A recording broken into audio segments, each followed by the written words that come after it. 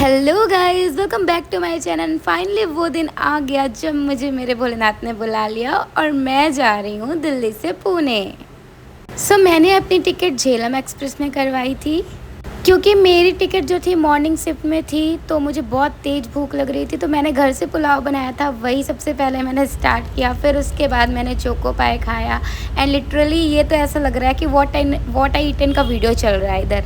और मेरी हमेशा यही चाहत रहती है कि मुझे ट्रेन में साइड लोअर सीट मिले ताकि मैं ये व्यू कैप्चर कर पाऊँ यार।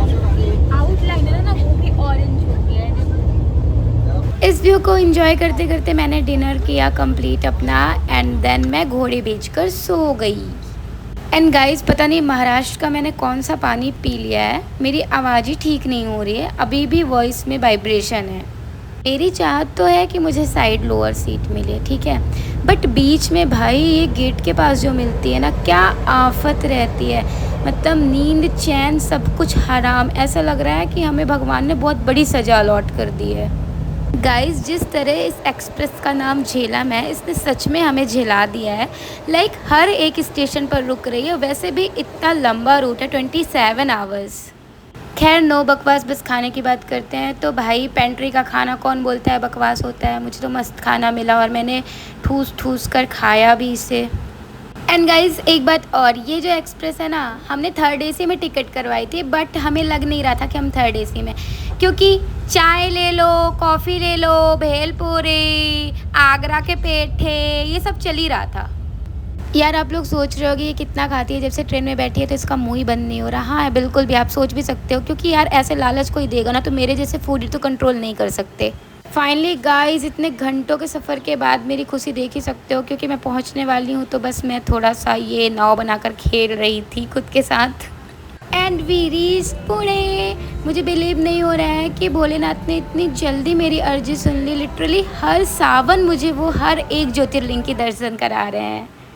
पुणे से मैंने कैब किया था और फिर मैं लगभग 3 घंटे में पुणे से भीमा शंकर पहुंच गई थी। भीमा शंकर का नज़ारा इतना प्यारा था, इतना प्यारा कि मैं अपने शब्दों में बयान नहीं कर सकती हूँ। इतना फॉग मैंने अपने लाइफ में नहीं देखा है। आपको सामने खड़ा इंसान भी नहीं दिख सकता है। एंड मैं इतना डर रही थी क्योंकि जो भैया है ना, मैं सोच रही थी वो कैसे कार ड्राइव कर रहे हैं। फिर उन्होंने खुद क्लियर किया कि नया बंदा यहाँ नहीं चला सकता, जिसे प्रैक्टिस है ना वही कर सकते हैं बस ड्राइव।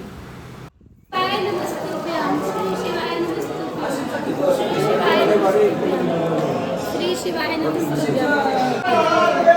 हर हर महादेव, हर हर महादेव।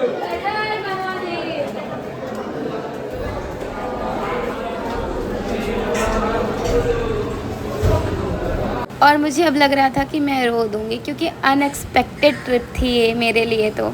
और सबसे बड़ी बात कि मैं जो विश मांगती हूँ ना, मुझे मेरे भोलेनाथ हमेशा दे देते हैं। मैंने इसी सावन उनसे अर्जी लगाई थी कि भीमा शंकर बुला लो मुझे, और उन्होंने बुला भी लिया। और जब शिवलिंग को स्पर्श करके दर्शन मिल जाए तो और क्या ही बात भाई, आपके तो भाग्य ही खुल जाते हैं। हर हर महादेव। तो भीमा शंकर जी के दर्शन हो गए हैं, लगभग आधे घंटे में हमें दर्शन हो गए। और कहते हैं लोग कि मॉनसून में भीड़ रहती है, बट सुबह सुबह जो दर्शन करते हैं तो उन्हें भीड़ का ज़्यादा सामना नहीं करना पड़ता है ना। आते आते प्रभु ने बुलाया, तो बहुत ही लकी हूँ मैं जो मैंने दर्शन किया। आज मेरे 7 ज्योतिर्लिंग कंप्लीट हो गए। अब बस जो भी बच्चे हैं, भगवान करे हर साल मुझे ऐसे ही बुलाएं। तो फिर चलो मिलते हैं। हर हर महादेव। सबसे पहले मैंने अपनी नींद पूरी की, फिर उसके बाद मुझे नज़ारे भी देखने थे, क्योंकि भीमा शंकर का नज़ारा बहुत ही प्यारा होता है। और मैं रात में गई थी तो मुझे कुछ भी नहीं दिखा था। तो ये देखो नज़ारा। चेहरा मासूम जियानी तेरी दिल च शैतानी, चेहरा मासूम जियानी तेरी दिल च शैतानी। एक फूडी की पहचान तो यही होती है कि वो कहीं भी एक्सप्लोर करने जाता है ना, तो वहाँ का फेमस डिश ज़रूर खाता है।